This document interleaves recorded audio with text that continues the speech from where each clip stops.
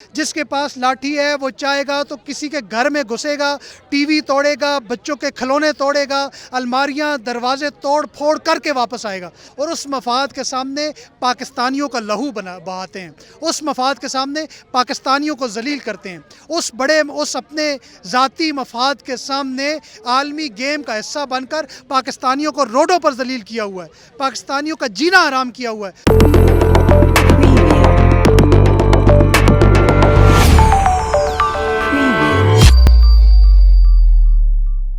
अस्सलामुअलैकुम। वालेकुम सलाम जी। रजीब भाई, इमरान रियाज साहब जर्नलिस्ट है, यूट्यूबर है, ये किस तरह का रवैया रखा जा रहा है मेन स्ट्रीम मीडिया की तरफ से?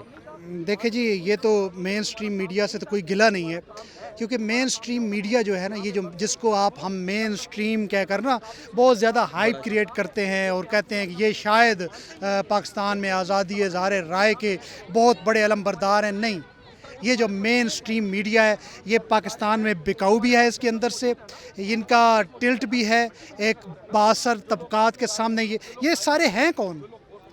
हर चैनल का मैं नाम नहीं लूँगा, मेरे दोस्त हैं, भाई हैं, नाराज़ हो जाएंगे। हर चैनल के एक प्रॉपर्टी डीलर का है, तो ये मुल्क भी एक प्रॉपर्टी डीलर चला रहे हैं, ये चैनल भी प्रॉपर्टी डीलर चला रहे हैं, तो उनके आपस में मफादात हैं। तो वो किसी को यूट्यूबर कहें, सहाफ़ी कहें, उनसे फ़र्क ही नहीं पड़ता।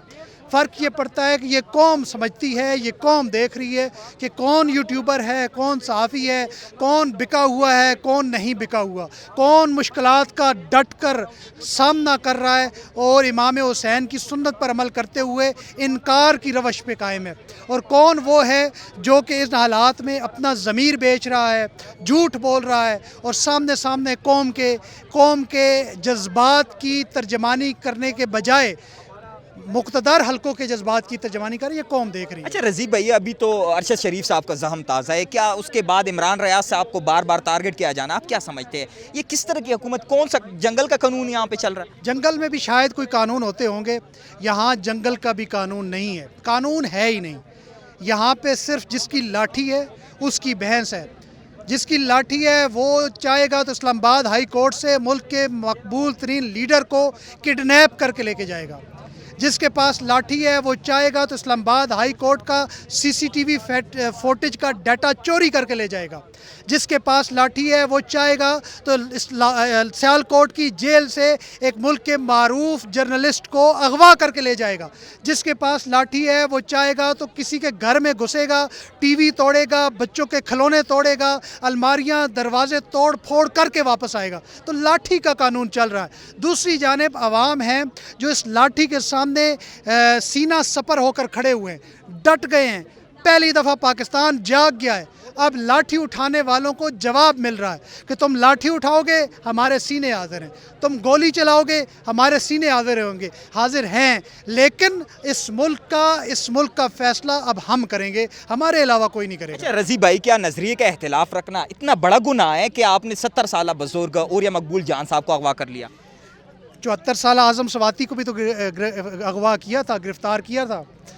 इनके उम्रें इनके यहाँ नहीं है, दिल नहीं भरे इनके यहाँ उम्रों का लिहाज नहीं है।